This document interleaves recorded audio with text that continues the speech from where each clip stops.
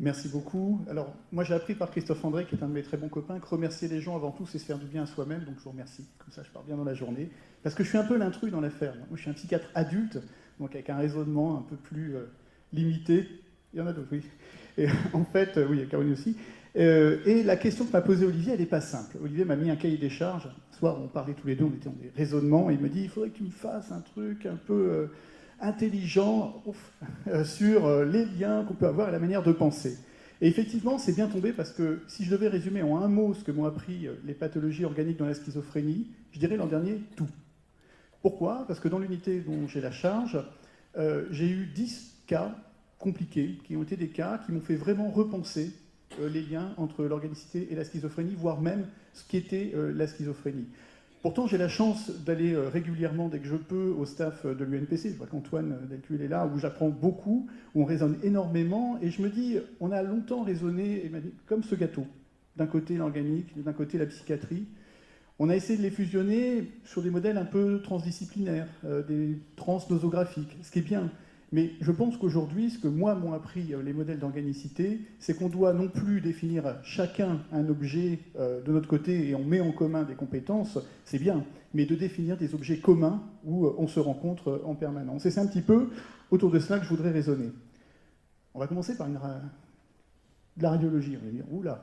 C'est l'histoire qui m'a vraiment fait penser un petit peu à qu'est-ce que la schizophrénie et qu'est-ce qu'un premier épisode de schizophrénie. Alors c'est une patiente de 15 ans qui nous a été adressée par un centre hospitalier pour des sismothérapies. Elle n'avait pas pu être prise chez vous, vous étiez saturé à ce moment-là, donc nous on la prend, c'était au mois de juin, alors il n'y a pas de faute, hein, David, ne t'inquiète pas.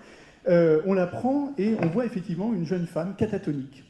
Et le père avait filmé l'évolution symptomatique, et on voit quelqu'un qui est très délirant, et qui délire avec un mode quasi cotarien, des hallucinations, un examen somatique normal, un bilan de base normal, une imagerie cérébrale normale, et effectivement une patiente qui évolue pour un savon de catatoniforme, elle ne mange plus, elle commence à se dégrader, le pronostic vital est engagé.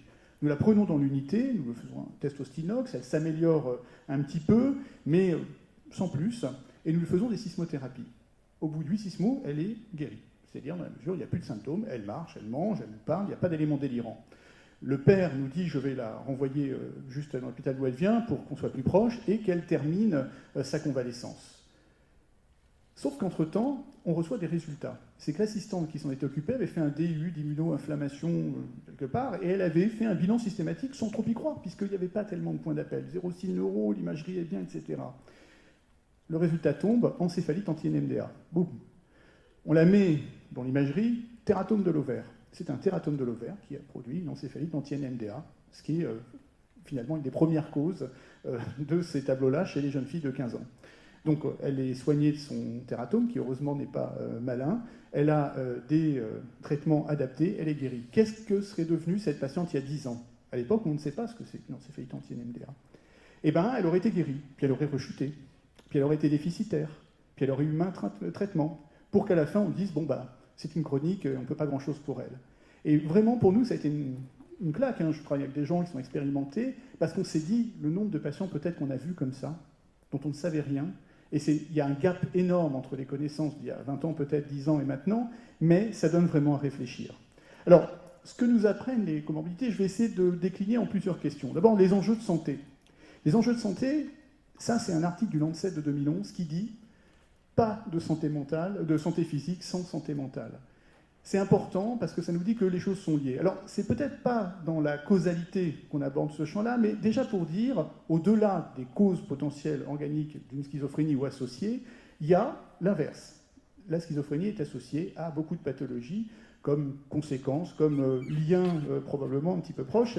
Et c'est intéressant de le voir parce que vous connaissez probablement cet indice. C'est un indice composite qu'on appelle l'espérance de vie corrigée de l'incapacité. C'est en gros le nombre d'années de vie perdues en bonne santé que vous avez parce que soit vous êtes mort, soit vous avez un handicap. Et les pathologies mentales, n'en déplaise à certains collègues, c'est ce qui coûte le plus aux individus. Par exemple, la dépression, dans nos pays à PIB élevé, c'est la première cause. Donc la schizophrénie, qu'est-ce qu'elle coûte? Vous avez ici une représentation dans le monde des daily, de ces fameux indices années de vie perdues. Et vous voyez qu'il y a un gradient, ça va de 170 jours par an jusqu'à 320 et plus dans des pays comme l'Indonésie et autres. Ça interroge parce que les pays où c'est très important sont des pays où les systèmes de santé ne sont pas toujours les mêmes, avec une très grande disparité. Ce qui montre aussi que le coût des daily, c'est quasiment 13 millions d'années perdues. La schizophrénie, 13 millions, 1% de toutes les pathologies du monde, et probablement une majoration liée aux pathologies organiques associées, qui sont des pathologies particulières. Là, c'était un article du BMJ Open qui est sorti il y a 2 ans, et qui vous montre donc, l'odd ratio des études cas contrôle, c'est-à-dire qu'il y a quand même beaucoup de patients qui ont été explorés, que des patients qui ont au moins une pathologie organique, l'odd ratio c'est 1,21, 2 pathologies c'est 1,53, et 3 pathologies et plus 1,71.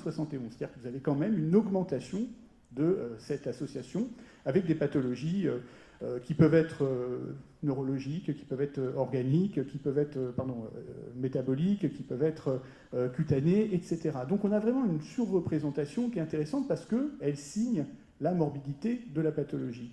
Maintenant, quand on a une association, c'est intéressant de savoir un petit peu son sens. Regardez, ça c'était une étude Vandenberg, j'ai lu l'an dernier, qui était assez amusante. Si on fait un screening somatique de nos patients, on regarde le dossier, etc., il y avait 70 patients et il y avait 80% de problèmes somatiques. 47% des problèmes étaient non détectés parce qu'on était psychiatre. Dès lors qu'on rajoutait un simple examen somatique, on récupérait 12% de ces problèmes. Ce qui veut dire, qu'on ne regarde pas assez. Alors ça nous interroge du pourquoi on ne regarde pas assez. Quelle est notre tradition? Et on va parler un petit peu de la cécité clinique. C'est vrai que la cécité clinique, c'est quelque chose de compliqué. Que voyez-vous? Soit un canard, soit un lapin, mais pas un chapin, ou un lapin, ou ce qu'on veut. Pourquoi? Parce que notre thalamus n'est pas fait, il vibre, il alterne l'intégration, et on ne peut pas voir 2 choses en même temps, c'est compliqué. Et nous, en clinique, c'est un petit peu la même chose, a fortiori, en tant que psychiatre. On n'est pas préparé ou volontairement habitué à ça. Et reprenons une citation de John Lubbock, qui est un polymathe très intelligent du siècle passé, qui dit simplement que ce que nous voyons dépend de ce que nous voulons voir, ou de nous observons. Et c'est vraiment là l'intérêt de regarder ces pathologies, de voir différemment les choses, parce que ça va tout changer. Et souvenez-vous, peut-être certains n'étaient pas nés, mais c'est une expérience assez fondamentale, l'expérience de Rosenheim. Rosenheim est un sociologue, psychologue, qui est un type très futé, et qui va faire une procédure où, avec des gens, des chercheurs avec qui il travaillait, acteurs, assistantes sociales, si ma mémoire est bonne, ils sont 8, et ils vont aller dans les hôpitaux en présentant un tableau qui a l'air d'être un tableau délirant. J'entends des voix, on m'en veut un petit peu, etc. Ils vont quasiment tous être hospitalisés, sauf un, et ils vont rester entre 2 semaines et 6 ou 7 mois. Et ce qui est très intéressant, c'est que le seul moyen qu'ils ont eu de sortir, ça a été de dire à un moment donné, « Ok, j'étais pas bien, mais je vais mieux. » Et là, les psychiatres les laissaient partir. Si les gens disaient « Il n'y a rien », ils disaient « Ouais, regarde, t'es normal, t'es déni. » Et puis en plus, les gens prenaient des notes. « T'as vu, parano. » Et en fait, ils tournent autour de ce que les sociologues appellent les prophéties autoréalisatrices. C'est-à-dire que tout va être fait pour confirmer notre a priori diagnostic. Et cela montre, alors l'expérience de Rosenheim a été publiée dans une très grande revue, c'était Being Sane in Insane Place, et tous les antipsychiatres vont se jeter dessus, et lui va dire non, non, c'est pas ça que j'ai dit. Je dis simplement que le lieu où on veut faire un diagnostic n'est finalement pas le plus approprié, parce qu'il est trop influencé par des a priori qui vont se vérifier après. En l'occurrence, vos habitudes. Effectivement, moi j'appelle ça les bien malinquis. On a des patients, par exemple, chez nous à Saint-Antoine, ça va être un patient bipolaire avec symptômes psychotiques. Et chez mes collègues de Sainte-Anne, il va être schizoaffectif. Pourtant, c'est le même bonhomme. Selon le point de vue, selon les habitudes, on va avoir une orientation différente. Mon ancien patron disait « Ouais, mais au moins, nous, c'est plus optimiste. » Ce qui est vrai. Pourtant, si on est cardiologue, une douleur thoracique ne vous dit pas ce qu'il y a. Vous avez besoin d'aller un peu plus loin. Faire ECG, des enzymes, tropo, etc. Ce qui prouve bien que le phénotype clinique est souvent insuffisant. Or, nous, on a bâti une partie de nos connaissances sur une vision phénotypique. Pourquoi? Parce qu'on n'avait pas d'autres moyens. Qu'est-ce qu'on disait avant? On disait, lésions, si on les trouve, c'est organique, pas de lésions, c'est fonctionnel, en l'occurrence la psychiatrie. Sauf que c'est un modèle qui est un modèle assez ancien. Quand vous regardez bien, c'est un modèle d'observateur du 19e, avec les moyens du bord. Quand j'observe un cerveau de patient effectivement qui a des lésions, pouvoir trouver quelque chose. Mais les patients ayant une pathologie psychiatrique, on aura beau faire des tranches, à l'époque, on ne va pas voir grand-chose. Alors, effectivement, les moyens ont complètement changé aujourd'hui, grâce à l'imagerie structurelle, à des nouvelles techniques de tenseurs, des modèles d'apprentissage supervisé qui viennent se mettre là-dedans. Mais on a vécu sur un modèle moyen du bord, avec une classification qui s'est faite sur le niveau d'observation qu'on avait. Et quelque part, 70 ans après, Rosenheim en montre une partie des limites. Aujourd'hui, on a quand même un arsenal thérapeutique, certes, mais un arsenal heuristique intéressant pour aller chercher. Et effectivement, toutes ces associations nous interrogent beaucoup. Parce que comment raisonne-t-on? On raisonne sur deux modèles plus simples. Le modèle dit du prototype. Le prototype, c'est une vignette qui nous ramène toujours à elle. Par exemple, tous les machins sont machins. Et on va imaginer que les schizophrènes, c'est ça, j'ai une vision des choses et je vais toujours rattacher. Intérêt, on classe dans notre cerveau, sauf que, d'un point de vue purement mathématique, l'assertion, qui est qu'on a toujours un moyen de comparer, elle est souvent fausse. On n'a pas de systématisme comme ça, mais pourtant c'est pratique pour notre cerveau de fabriquer des prototypes auxquels on se raccroche.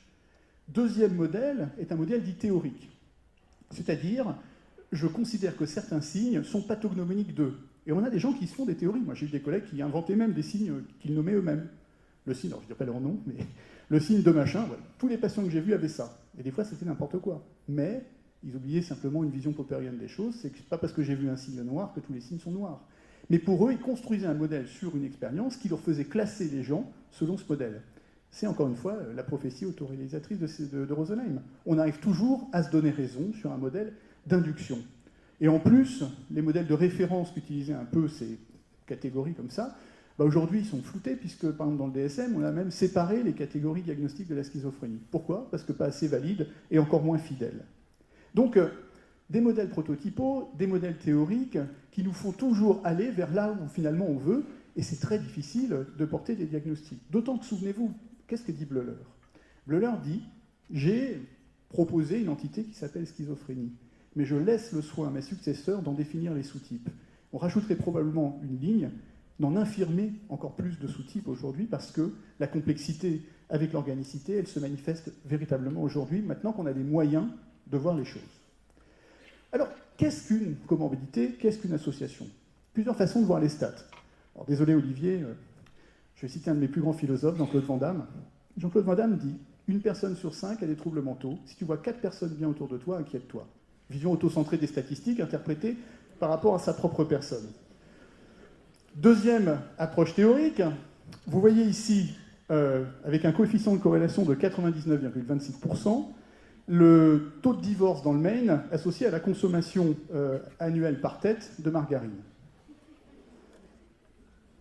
Les statistiques sont aux chercheurs, ce que le réverbère est à l'ivrogne, elles le soutiennent plus qu'elles ne l'éclairent. Une association n'est pas une cause. Ce qui veut dire que parfois, on va voir des associations, mais que ces associations, quel est leur sens?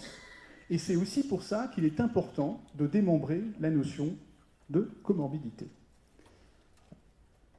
On a par exemple des comorbidités qui sont des comorbidités qu'on appelle transsyndromiques cumulatives. C'est-à-dire que vous avez finalement peu de chance dans la vie, vous allez avoir un syndrome, puis 2, voire 3, voire N, sans qu'ils aient de véritables liens pathogéniques. Ça c'est important parce que jusqu'à présent, on ne pouvait voir que les choses comme ça. Pourquoi? Parce qu'on n'avait pas accès à certains champs de corrélation génétique. Je pense aux gènes dits pléiotropes, qui vont être des gènes à l'interface, puisqu'ils vont expliquer plusieurs lignées symptomatiques à partir des mêmes anomalies ou mutations ou variants. Ça, c'était intéressant, mais c'était avant. Et avant, effectivement, on voyait finalement la comorbidité que comme ça. On avait du mal à la voir autrement. Quand les débuts de la génétique arrivent dans le champ de la schizophrénie, gaffe à ce que je dis, parce que c'est pas ma spécialité, mais on a quand même commencé à regarder, semble X fragile, etc. Mais nous sommes dans des visions un petit peu monogéniques et on se rend compte de la limite, mais c'est pas ça finalement. Aujourd'hui, on sait que certaines co-occurrences sont expliquées par des champs communs. Le deuxième point, ça serait ce qu'on appelle les comorbidités transnosologiques, où là, effectivement, on est face à une sorte de chevauchement qui est lié à des étiologies communes. Alors ça devient dur. Comment la psychiatrie va être associée avec un problème d'hypertension, d'obésité morbide, de cardiopathie? Parce que les gènes font quand même plusieurs choses parfois. Et ça, c'est dans la perspective d'une vulnérabilité ou d'une causalité génétique, mais même, nous avons des possibilités de se retrouver associés comme ça. Niveau de réflexion intéressant, parce que c'est là où cette intersection va falloir faire de la microclinique. Et je sais que la Pitié-Salpêtrière, vous aviez beaucoup développé, ces microcliniques, ces atypicités, ces anomalies qui sortent un petit peu. L'anomalie, c'est quelque chose de rugueux, hein, c'est quelque chose qui n'est pas nécessairement la clinique de statistique, c'est quelque chose qui sort un petit peu du champ. Et aller chercher ces signes d'atypicité qui sont probablement en lien avec ce chevauchement est véritablement un élément d'approche très intéressant. Vous avez ce qu'on appelle les comorbidités étiologiques. Là, on est dans l'aspect où déjà l'interaction jeune-environnement se prononce. J'ai pris le cas de l'alcool qui va toucher plusieurs organes, le cerveau mais aussi le foie. Alors effectivement, si vous mettez dans la boîte statistique cette association, vous allez trouver probablement plus d'encéphalopathie associée à des hépatites ou alors à des hépatopathies ou cirrhoses parce que nous sommes dans une comorbidité étiologique. Quelles peuvent être ces comorbidités étiologiques? Mais effectivement, aujourd'hui, on voit que, par exemple, d'un point de vue alimentaire, il y a un impact aussi bien sur le métabolisme qu'au niveau neuronal. Donc, on va pouvoir aussi se tourner vers des choses dont l'environnement est responsable de manière commune. C'est important, encore une fois, de démembrer la comorbidité dans ce champ-là. Vous avez ce qu'on appelle les comorbidités compliquées. Donc, la chaîne causale est un tout petit peu différente. J'ai pris le cas de la phobie sociale. Phobie sociale, certains pensent que ce n'est pas une pathologie, mais bon, quand on les observe, les gens, on voit qu'il y a quand même des syndromes assez clairs, qui est une maladie initiale qui, elle, va déstabiliser un système, qui va tourner vers, par exemple, l'alcool, comme objet d'anxiolyse, même si ça ne fonctionne pas bien, et générer, après, soit une dépendance, soit des complications. Là, on est dans une organisation causale, mais à la fin, quand vous regardez un coefficient de corrélation, il ne vous dit pas d'où ça vient. Donc, vous voyez bien que l'association, certes, mais allons chercher son sens. Et pour chercher, il faut quand même chercher. Si on ne cherche pas, on ne trouvera rien du tout. C'est aussi pour ça qu'on a cette démarche aujourd'hui, qui est une démarche plus ouverte dans l'acceptation que les champs ne sont pas juste communs par le biais du hasard. On l'oublie souvent, les comorbidités dites iatrogéniques. Ça, c'est nous. C'est nous qui, avec nos interventions, pouvons provoquer parfois des troubles. Effectivement, là, on rentre dans des champs un petit peu différents, qui sont les logiques de la balance bénéfice-risque. Certains traitements qui vont changer et bouleverser le pronostic des patients, je pense aux antipsychotiques, qui a quand même changé la vie des patients psychiatriques entre les années 50 et nos jours, peuvent avoir aussi des conséquences qui vont être neurologiques, métaboliques, cardiaques, et on est dans une balance bénéfice-risque. Ça, c'est celle qui est liée aux molécules. Après, en tant que médecin et prescripteur, on peut nous-mêmes faire des choses qui ne sont pas toujours adaptées. C'est intéressant, cette comorbidité iatrogénique, de l'anticiper, parce qu'elle-même nous oblige à aller explorer des facteurs de risque qui sont communs. Je pense au risque métabolique, je pense au risque, on avait discuté avec Olivier il y a quelques années, ostéoporotique, je pense à des risques cardiaques pour le QT long, qui nous font aller vers ces comorbidités et parfois trouver, de manière plutôt fortuite, d'autres explications à certains des troubles que l'on observe. Et là, on commence à avoir une pensée un petit peu plus intégrée sur le risque, mais aussi l'étiologie. Et puis, parfois, pas de lien. C'est comme ça, pas de lien connu, mais peut-être une hypothèse envisageable, et qui sait, dans 2, 5 ou 10 ans, une explication à la clé. Qu'est-ce que veut dire la comorbidité allogique? Ça veut dire qu'il ne faut pas, parce que ça n'a pas de sens dans l'immédiat, mettre de côté, et là, continuer à avoir des hypothèses plausibles. Vous savez que le problème que l'on a eu dans l'épistémologie en psychiatrie, ou la manière de voir l'utilisation des statistiques, c'est que bien souvent, on n'a pas réfléchi véritablement en logique causale. Parce que la logique causale, c'est très compliqué. La logique causale, c'est de véritablement s'assurer que le sens de nos relations sont plausibles intellectuellement et au niveau de la validité scientifique. C'est compliqué parce que, petit exercice de style. Il y a des Alsaciens ici, non? En Alsace, il y a plus de bébés qui naissent dans les petits villages. Okay, et dans les petits villages, il y a plus de cigognes. La logique est, c'est les cigognes qui apportent les bébés. Ça s'appelle l'effet cigogne en causalité. On oublie de dire qu'il y a un tiers facteur qui est le taux de natalité plus élevé et que les cigognes préfèrent les endroits plus calmes avec des vraies cheminées locales, et c'est pour ça qu'elles se mettent. Encore une fois, vous voyez que des fois, l'association n'a aucun sens, alors que peut-être on va lui en donner un. C'est pas pour autant qu'il faut tout renier et donner du sens à rien du tout. Et ça a été un petit peu peut-être le souci de trop éloigner sur ce modèle du 19e, le psychiatrique, ou la psychopathologie, ou tout ce qu'on veut, de l'organique, parce qu'il y a des explications communes. Un cerveau, quand il stresse, certes, un événement le fait stresser, une représentation mentale peut l'inquiéter, mais en même temps, il y a une réaction physiologique qui est là. La vieille dichotomie dépression endogène psychogène, je crois que la dernière revue de la littérature qu'on ait faite, il y a 4 papiers qui sont publiés, dont 2 dans des pays qui publient rarement, et finalement on voit que c'est à propos de 8 personnes. Donc ce sont des dichotomies qui sont moins utilisées parce que paraissant moins pertinentes, puisque tout est à la fois du psychogène et à la fois de l'endogène. Donc ne pas négliger et garder en tête. Puis l'artefact, qui fait même dire à des gens, ouais, alors c'était Lilienfeld, ça date un peu, mais qui disait que finalement la notion de comorbidité c'est un terme un peu imprécis. Vous voyez bien, il y a plein de choses qui l'expliquent, et puis c'est pas comme ça qu'il faut voir. Donc il faudrait peut-être retirer tout ça du langage et penser différemment, penser pas que en comorbidité, mais en lien potentiel. C'est intéressant l'approche de Lilienfeld, parce qu'elle ouvre un champ de réflexion quasi obligé autour de ces associations. Donc, si on devait peut-être comprendre les causes, d'abord, le cerveau, il ne fait pas 10 mètres cubes. Il y en a qui pensent que si, mais de l'heure. Mais bon, le cerveau, ça fait un certain volume de centimètres cubes. Et effectivement, étant donné la proximité anatomique de certaines régions, des causes variées vont quand même avoir un champ d'action dans ces mêmes lieux. Donc la possibilité que pour des causes différentes, des manifestations communes soient là est hautement probable vu la proximité anatomique. On a vu qu'il y avait des mécanismes communs possibles. Et il y a tout un registre, on nous a montré avec des anomalies génétiques qui ont des causes et des répercussions physiologiques. Dans le champ de la schizophrénie, nous sommes exactement dans le même modèle. Et a fortiori, dans des modèles comme la bipolarité aussi. Les relations de cause à effet, que l'on a montrées sur certaines organisations, et tout ce qu'on appelle la médiation, la modération, qui sont comment les facteurs interagissent entre eux. Et ça, encore une fois, c'est un débat compliqué. Julius Pearl, qui est un des grands maîtres de la conceptualisation causale, est à la base un chercheur en intelligence artificielle qui a longtemps travaillé là-dessus, et puis à un moment donné, il s'est intéressé aux problèmes de santé, et de modéliser, sous forme de ce qu'on appelle la théorie des graphes, l'aspect des relations causales entre elles. Et il démontre qu'à partir du moment où, dans une chaîne causale, un des éléments fait une boucle de rétroaction, alors pas en rétroaction feedback négatif comme en physiologie, mais impacte sa cause et son effet, c'est qu'il faut le retirer parce qu'on va avoir des explications un petit peu aberrantes. Exemple typique, l'association état de stress post-traumatique alcool. Effectivement, quand vous avez un PTSD, vous êtes plus enclin à avoir des prises d'alcool. J'ai fait l'expérience, puisque j'ai été moi de garde lors des attentats du week-end du 13 du 14. J'ai suivi pas mal de patients après. C'est des jeunes, etc. Ils ont tous super picolé toute la première semaine. Espèce de besoin, et puis en même temps, ils ont arrosé. Et vous aviez là une vraie question. Est-ce que leur état de stress va déclencher des prises d'alcool? Mais avant, les gens me disent, mais moi j'aimais bien boire des coups avant.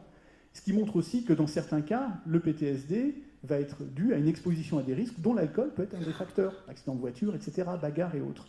Ben, vous voyez que sur une chaîne causale comme ça va être très compliqué de savoir qui fait quoi dès lors que vous regardez les gènes et tout.